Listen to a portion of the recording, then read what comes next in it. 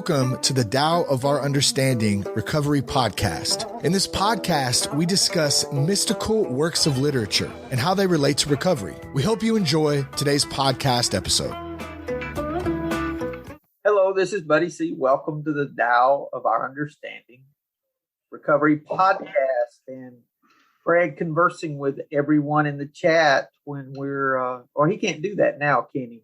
Because you've taken that facility away because you want me to behave like a good little schoolboy. Do you know what? I think we should start recording the chat before the chat because sometimes that is just so funny. We may start, but the funniest stuff is prefaced by, "You're not recording yet, are you?" I don't know if that would really work. And it's when we say, "No, we're not," but we really are. Right. Today we will be talking about the fourth verse of the Wen-Tzu. Been getting a lot of good comments on this book. Actually, I mentioned I was going through some depression. I had several people contact me that don't normally contact me and listen to the podcast. Are you okay? Are you okay? Yes, I'm okay. I'm getting better. So everything's good. More suffering because I resist change. So I had to see how I was resisting and stop it. But buddy, I appreciate your honesty and transparency there because you're a real human being too, and you have real human being problems, and you have real human being emotions and feelings, and so I really appreciate that. Thank you. And I didn't. It goes back to what we learn in recovery. I was using all the tools that I knew to use, but they weren't working. And I think one reason they weren't working was that I wasn't talking to anyone about it. I wasn't using that fifth step that we hear about. I wasn't using my sponsor for that. He was asking me about it, but I said, everything's okay. I'm all right. I was dealing with it. There was nothing I really wanted to share about it.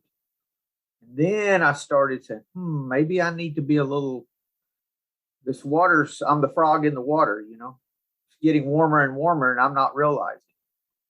It's real easy when things are good to say, oh, that's God doing for me. But when things appear to not be good, to take responsibility for those decisions, when if those decisions would have worked in what would appear to be a positive way, I wouldn't have taken credit for those at all. So I found I was taking blame for decisions I've made that at the moment don't appear to be the best decisions to have made. But I don't know how these things turn out. I have to treat it the same way as everything else. And my experience has been everything works into something good. Everything, without exception, every detail. Actually, that's what Romans 8 says, the Message version. Every detail of our lives of love work into something good. Water always runs downhill. Gravity always pulls it unless there's an external force that's interrupting that. This water there, it's going to run down. It's always going to spill out when you turn the glass over. It's never going to stay and go, oh my God, this water, what? No, it always runs downhill. Every detail of my life so far has worked into something good. So yes, thank you for all the concern. A couple of quick announcements. Go to buddyc.org, has a lot of resources there. There's a resources page that has a lot of sobriety helps. There's a daily Tao devotion that you're welcome to sign up for. I'm pulling these nuggets out of all of these readings and creating a daily quote with a thought and an affirmation associated. And I'm amazed at the times I don't match the pictures up with those at all. I just throw them in and picture. And almost at least once or twice a week, I'm thinking, gosh, this picture matches so well with what's being talked about. And it's all synchronistic. Would that be the way to say it? You can sign up for that. It's free. Lots of good stuff there. We still have our nightly 9 p.m. meeting, Zoom, aameetings.com. Every night of the year at 9 p.m. Eastern, we have a meeting an AA meeting that you can attend online. So check it out sometime, guys. I know the Facebook group's doing well, Craig. I've been watching that. We're getting a little more interaction than we've gotten in the past. It's good. Thank you for your help with that. Let's just start with the first of the fourth verse, and we'll read a paragraph or two and discuss it and then move forward.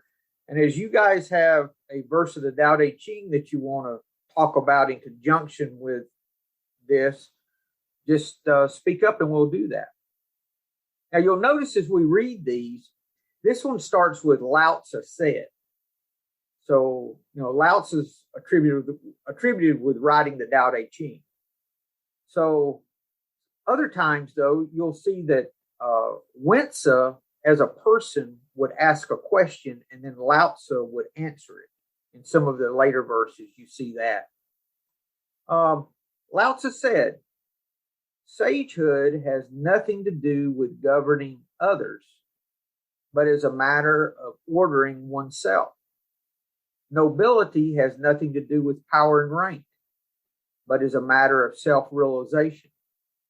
Attain self-realization, and the whole world is found in the self. Happiness has nothing to do with wealth and status, but is a matter of harmony. Those who know enough to deem the self important and consider the world slight are close to the way. Therefore, I have said, reaching the extreme of emptiness, keeping utterly still as myriad beings act in concert, I thereby observe the return. Back to the beginning there, sagehood has nothing to do with governing others. See, that's what you would think, but it had everything to do with the way that you interact with others. His English is a little different than a lot of what we use. He says that sagehood is a matter of ordering oneself.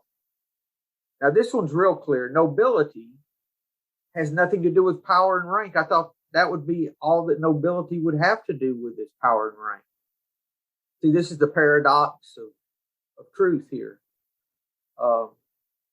But it has everything to do with self-realization. And what is self-realization? A couple of definitions were living up to one's potential or fulfillment. So the nobility has nothing to do with power and rank, but is a matter of fulfillment. Attaining fulfillment, the whole world is found in the self. Craig.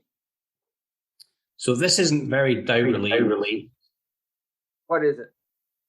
What I was going to say. No, what I was going to say, I've got an echo. Is that you? Go ahead. So what I was thinking about was when it's saying sagehood has nothing to do with governing others, it is a matter of ordering oneself. Nobility has nothing to do with power and rank, but is a matter of self-realization. Attain self-realization, and the whole world is found in the self. So I was thinking about Callum when you were reading that, and I was thinking about. So first of all, I was thinking about being a sponsor, because being a sponsor is not about governing others, but about showing others how you do what you do.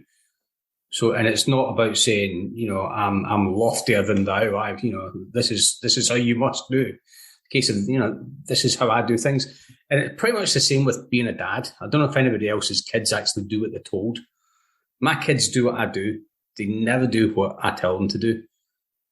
And I usually find that really works with Callum. The relationship I have with Callum is absolutely phenomenal at the moment. He's turning 12 and he's just turning into that kind of teeny young boy. He's heading off to high school this year and he just wants to spend so much time with his dad. We've been working out. We've been going out for walks in the morning, first thing in the morning before work, working out in the garden, pumping iron. And it's always been a case of, when I was growing up, it was always a case of, you have to do this. Parents are always telling you to do stuff. And what I found with Callum is that he's now doing what I'm doing. So I'm finding that it's even more important for me to make sure that my side of the street is clean and I'm not setting any bad examples for Callum to follow. And it's even simple things like how I talk to Louise, because obviously I want Callum to grow up knowing how to talk to not just his mum, but talk to women and respect them as well for how they should be. So I'm seeing from this part, do as I do, don't do as I say. And we have to be the example for others. Thank you, Craig. So the idea with Sagehood, that it has to do with looking within and how you order yourself, not how you're able to say wise things to others. Are you living the wise thing? Right? I think that's what you were talking about, Craig. Yeah, pretty much, yeah. And then nobility is not about the power and rank, but it's about self-fulfillment, because the power and rank is not going to bring you fulfillment. Happiness, and he says the whole world is found in the self. You know, that idea of not having to travel anywhere to find what you're looking for, that you already have everything that you need. That idea, I think, is what's seen there too. Happiness has nothing to do with wealth and status, but it's a matter of harmony, that inner harmony. We all know that. Those who, just interrupt me when y'all have something.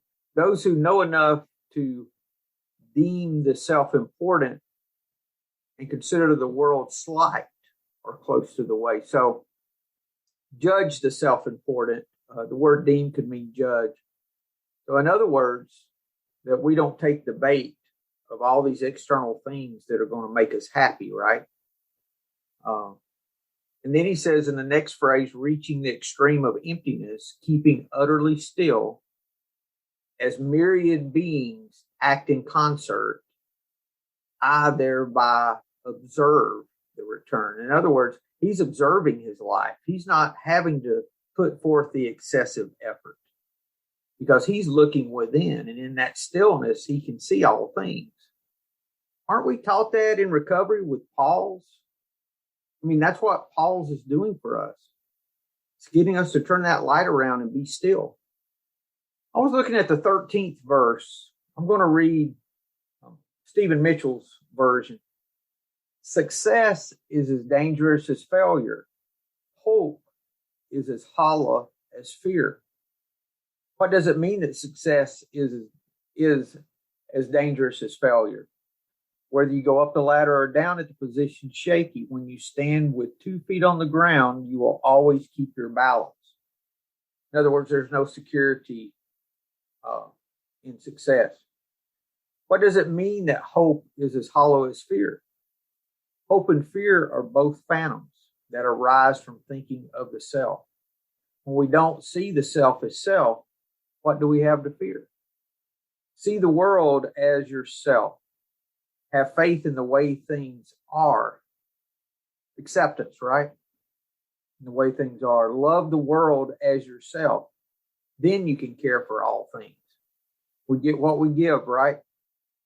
Comments before we move to the next paragraph? A question. Sure. So the part about I thereby observe the return made me think of chapter 40 or verse 40, where he says returning is the motion of the Tao.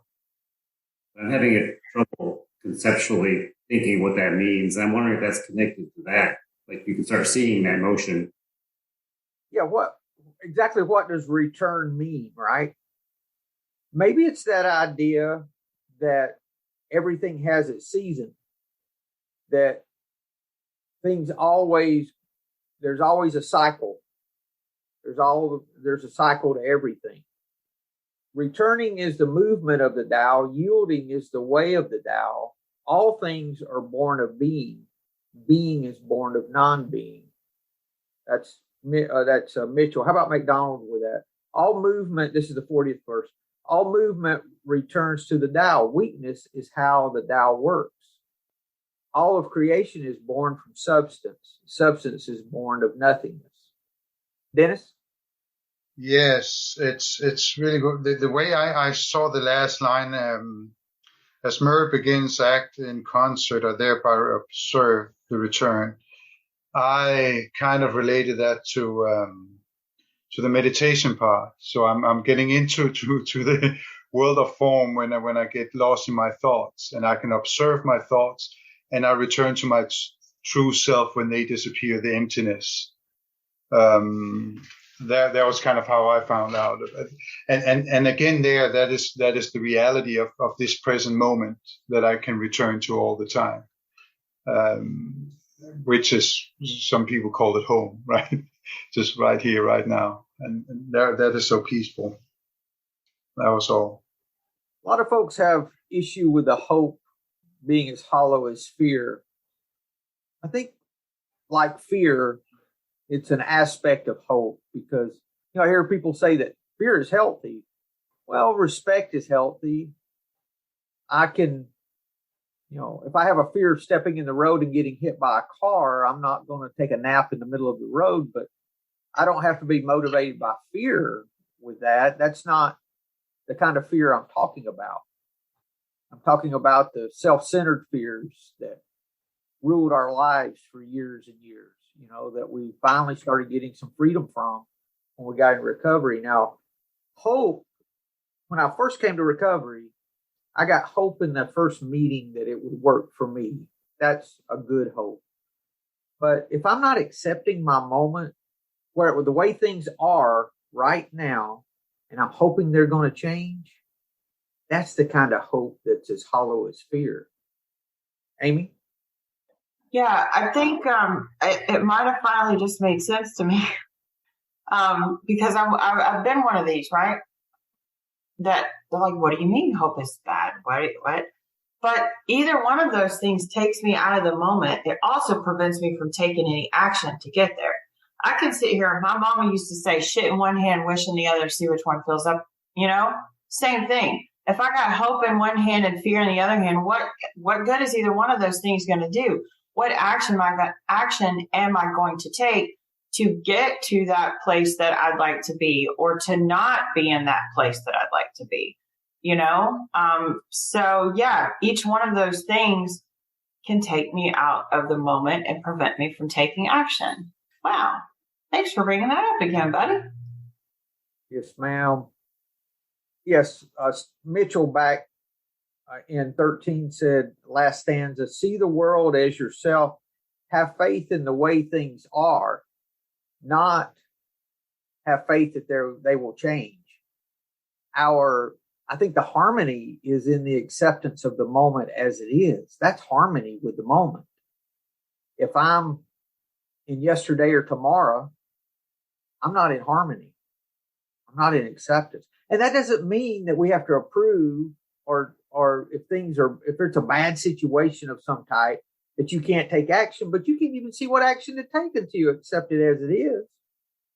You can take some kind of action, but it won't be as solid an action as possible if you can bring yourself to an acceptance of the moment and see it as it is. Then I think you can see a lot clearer. You can observe the action to take.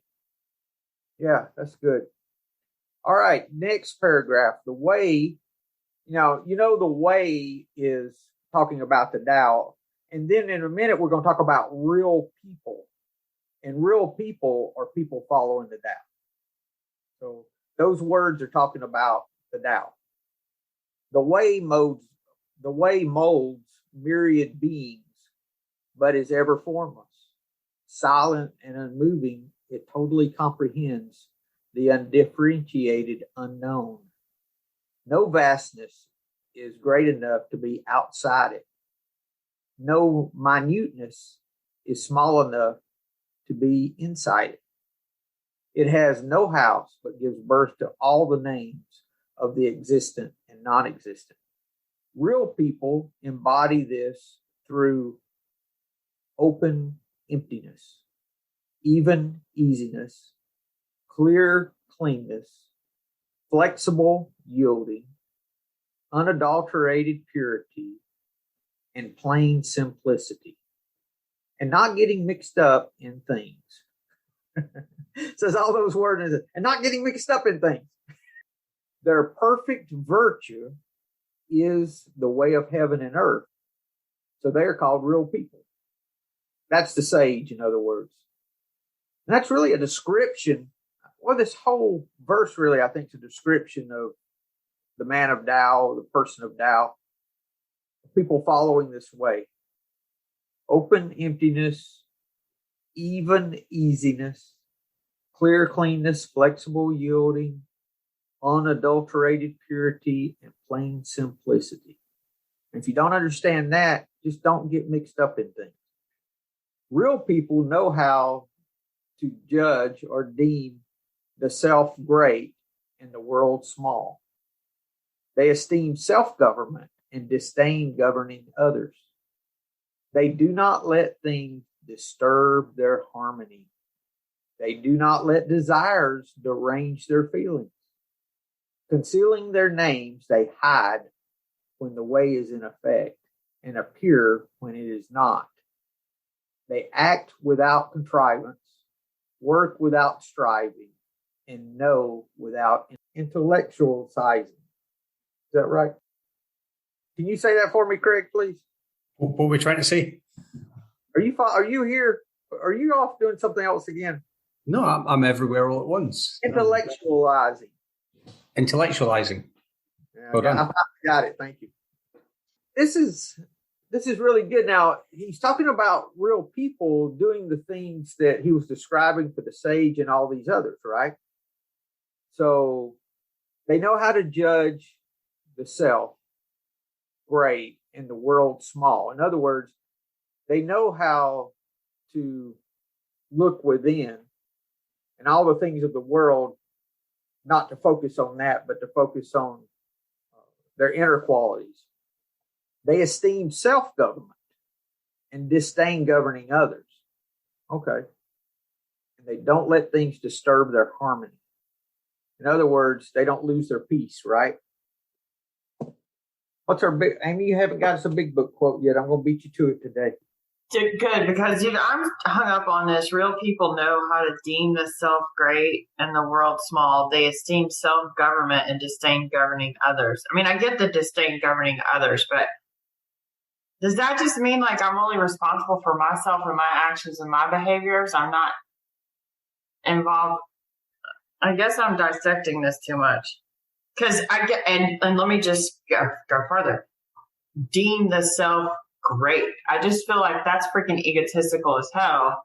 But then I guess in context with the rest of that sentence, then it's actually not what I initially thought. Oh, look at me working that out by myself. Great, thanks. He's putting the importance on the self rather than the importance on the world. In other words, I think he's saying he's flipping the light around. You know, you're looking at self instead of looking out here, because he's talking about in the first of this verse, talking about with those that are noble has nothing to do with power and rank. It has to do with fulfillment. All these things he's saying, you think it has to do with all of this outside, but it doesn't. It has to do with what's going on within. Dennis? Outward appearances are not inward reality at all. Exactly. Yeah, so it kind of sounds like that when you are creating peace within yourself, that's how you're actually creating peace in the world. By, like you said, Amy, I take care of my own self, and then the world will appear better. And I make changes, then my perception of the world will change for the better. I mean, isn't it all about changing our perceptions? I mean, how many times did I pray for things to change in my life? The only thing that changed was me. And then I was happy when I changed. Yeah. Changing things, it was about changing me. Page 76 in the 12 and 12. The chief activator of our defects has been self-centered fear, primarily fear that we would lose something we already possess or would fail to get something we demanded. That wasn't what I wanted. Where's the one? That was in step 10, spiritual axiom. I thought it was. I went past it. Okay. Yeah, page 90. Yeah. It is a still axiom that every time we are disturbed, no matter what the cause, there is something wrong with us. Not meaning that we have sinned in some way or wrong in a negative connotation. I take that as a positive. Because if it's something with me, I can work to change that. That's something I can surrender. I can't, if it was a problem with you, I can't do anything about you. So it's a good thing that when I'm disturbed, there's something in me that can change to correct the disturbance, is what it's saying, I think. And that's what he's saying here. You think it's all those things out there? No, it's all within. All within. That's what emptiness is. You stop the fight. Cease fighting anything and anyone. You don't get mixed up in things. The perfect virtue's the way, and that's real people. Real people know how to deem the self great and the world small. They esteem self. Did we read that verse? We read that one, yeah. Okay, let me move on down. Cherishing the way of heaven, embracing the heart of heaviness. Let me start that again. Cherishing the way of heaven, embracing the heart of heaven.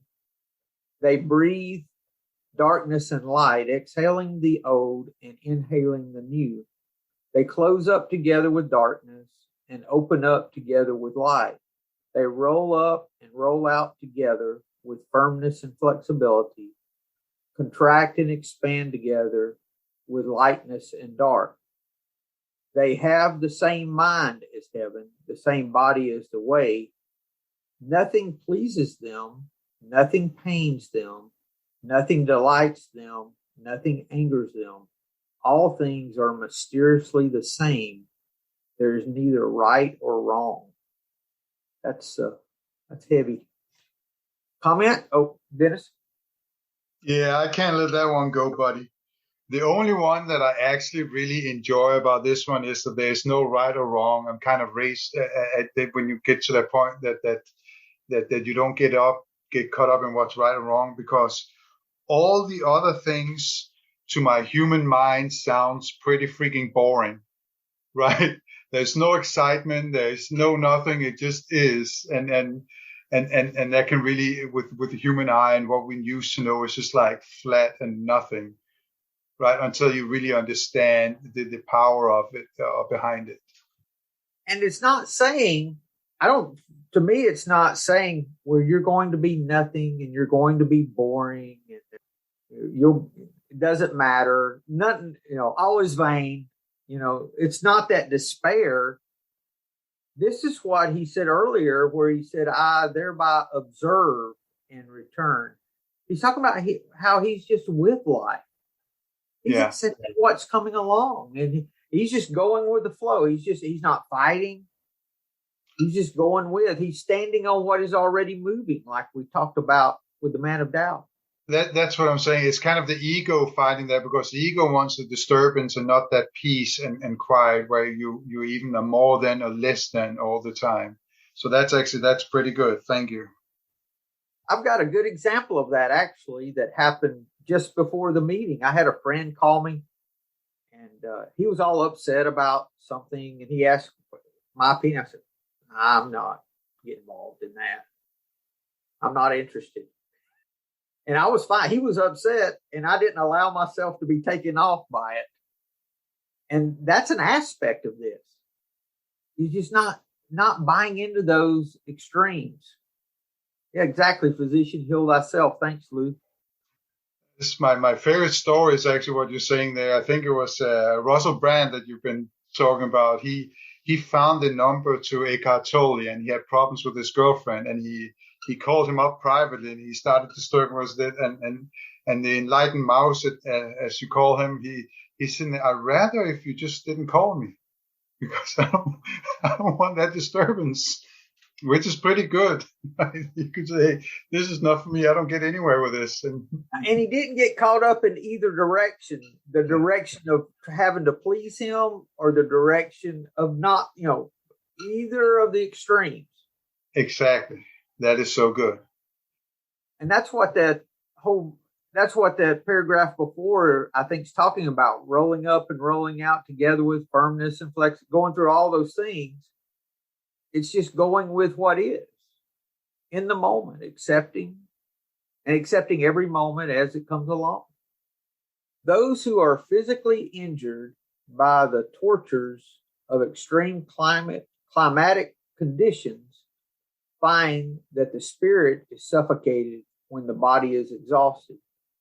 those who are psychologically injured by the afflictions of emotions and thoughts find that the body is left over when the spirit's exhausted. Therefore, real people deliberately return to essence, relying on the support of spirit, thus attaining completeness.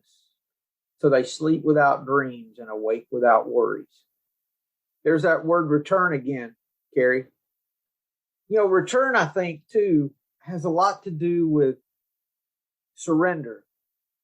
It's really, for me, water's a good example of returning. The largest body of water is the lowest. It's the largest because it is the lowest, right? And it continually gives back, constantly, always returning. And there's an aspect of that when we start talking about this. And I think that's where a lot of the peace is, Carrie, where you're not caught up in what's going on, so you're able to see what's happening instead of getting caught out in the extremes. And that's part of that returning. Yeah, that's good. Thank you. Comments, guys? How about any verses of the Tao Te Ching? He ended here with talking about physical exhaustion versus spiritual exhaustion. And he says, listen, real people, they return to the essence. They rely on the support of spirit. And if they rely on the support of spirit, they attain completeness. And so physically, they can sleep without dreams and awake without worries. That's a place of peace that he's describing. Any questions about anything in that verse that we need to talk a little more about? Well, I kind of see that he explains that the mind and body is the same thing. When the mind is injured, so is the body.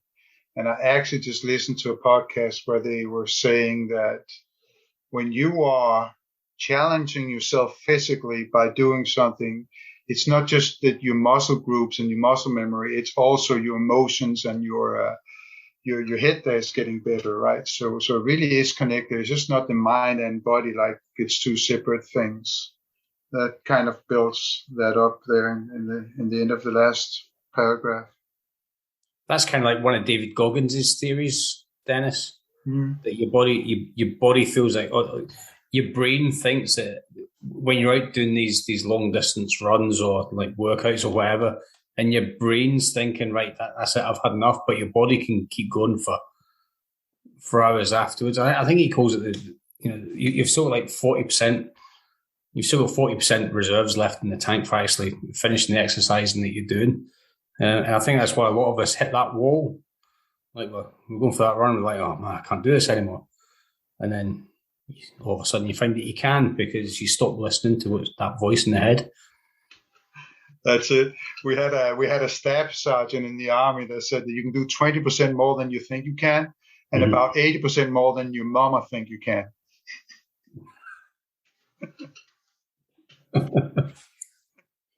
Anything else, guys, on this verse? Sometimes we have to slow down and look at this because there's a lot of... I think there's a lot in this one, isn't there? Mm-hmm. There is. I got several quotes out of it. The acceptance quote at the bottom of 7, nothing pleases them, nothing pains them, nothing delights them, nothing angers them. All things are mysteriously the same. There's neither right nor wrong. I thought we would have had a little discussion about that because that idea is usually something that is difficult to... Isn't that exactly what Byron Katie is expressing when she's saying, I'm falling in love with reality? Then yes. That is exactly it, that you have peace with everything. There's no excitement. There's nothing that's going to disturb me or nothing, right? Because it just is what it is. If you have not looked at the work, I think it's a fantastic tool. Dennis and I are reading it right now. And Craig too. Hey, Craig, Dennis is ahead of you. You gotta put in your time in the morning. He's ahead of you. He's beating you. So you mean I actually need to turn up to my meetings? Well, I'm just saying. But if anyone's having trouble working the fourth step or how to look at their fourth step, the work is all about the uncovering, discovering, and discarding. It's really, really, and if you have that non-alcoholic in your life that you wished would learn some of what we learn, I suggest looking at the work by all means. That's a book. It's Byron Katie. You can go to, you can Google her, Carrie, and there's a PDF on her website that you can print off and go through worksheets and all kinds of things she has there for free. She's got a couple of really good books. I've got one of her audibles, and I've got a couple of her standalone books too. Loving What Is. What she says our difficulty is that we don't accept the moment, and that's what causes all the angst in our life. That's exactly what we find too, you know. And she's just going about it a little different way. And so it's really good. I'd suggest it.